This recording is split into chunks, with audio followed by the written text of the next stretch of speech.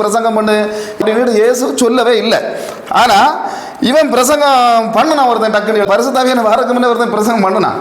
பேதுரு பிரசங்கம் பண்ண ஆண்டவர் சொல்லியிருந்தாரு எல்லாம் ஜெபம் பண்ணணும், எல்லாம் வாசிக்கணும். சரி, இவன் என்ன செய்தான்? அந்த அதில் இருந்த பைபிளை எடுத்து வாசிச்சுனா பைபிள்னா முழு பைபிள் அப்போ இல்லை, அந்த தோரா, யூதர்களுடைய தோராங்கிற புஸ்தகம், அந்த தோரா தானே தல்மூது, அதுதான். அப்போ வாசிட்டு இருக்கும்போதே வரிசை ஏதோ சங்கீத புஸ்தகம் என் கையில் கிடைக்குது.